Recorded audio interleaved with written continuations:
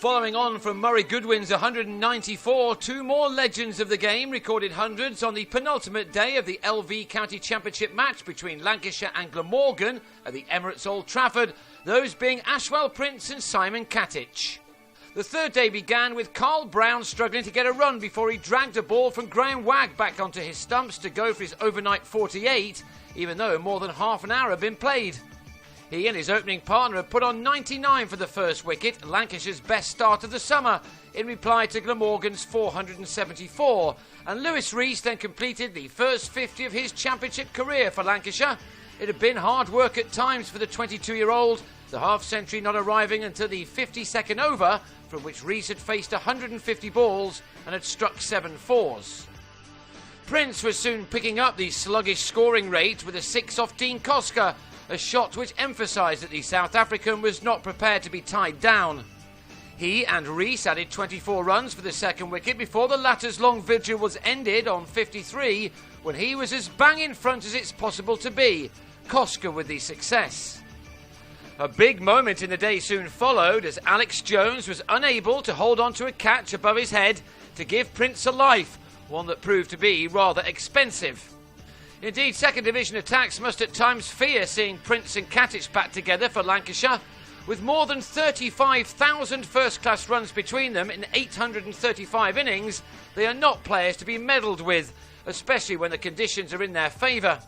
This pitch was not taking as much turn on day 3 as many had expected, and Prince was able to bat fluently, playing some typically attractive shots along the way, these all coming in the over in which he was dropped. So he was soon at his 50, the 6th time he's got that far this season. This one had required only 57 balls, this shot bringing him his 7th 4 to go with that earlier maximum. With the sun overhead and the pitch really not helping them, the visiting attack must have been dreading the afternoon they had ahead of them. It could have been better than it was. Half an hour into it, Katic chopped Nathan McCullum to Jim Allenby at slip, but he couldn't hold on. Prince also offered a half chance a little later on, although Mark Wallace would have been mightily pleased with himself if he'd held on.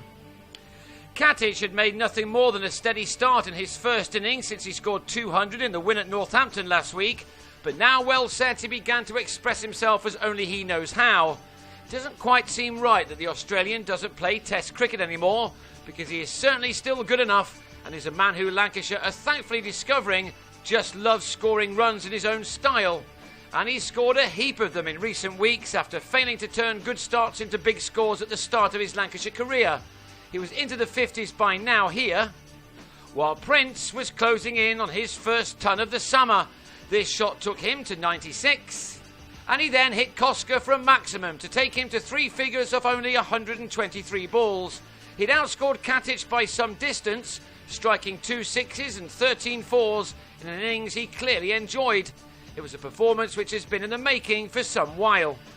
Any thoughts of a follow-on had just about disappeared by the time that Prince, on 113, gloved a sweep off McCullum behind to end a partnership with Katic of 157. Andrea Agathangalu then joined the Australian to bring Lancashire their third and final batting bonus point by passing 300. Before, Agathangalu was superbly held by Allenby, the man who'd missed Katic earlier. He made up for that with this stunner. That aside, Glamorgan didn't have their best day ever in the field. Koska dropped a catch off his own bowling to give Luke Proctor an early let-off. And the all-rounder was another to make the opposition pay for such profligacy. Proctor has put in some decent performances of late, and this was another one. Rumours around the ground that a declaration was imminent proved fruitless. After all, the second division leaders have no real need to open up games to others right now. So instead, Katic batted on, looking unlikely to get out as his innings progressed rather comfortably. His third ton of another excellent summer arrived half an hour before the close as he found the gap yet again in the covers to reach 3 figures for the 57th time in his career. He'd needed 217 balls for this one, which had used up 4.5 hours. 44 of his runs had come in boundaries. He was out for 115, having added 90 with Proctor. Like Prince before him, he was taken off the gloves by Wallace down the leg side. Katic left with his team on 406 for 5. Note, he is an Australian and he walked. So 5 overs were left, and that was enough time for Proctor to record his 50.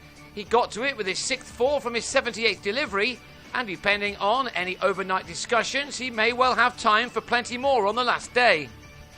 Right now, the draw looks inevitable, with Lancashire on 423 for 5 from 136 overs, a score which leaves them just 51 runs behind.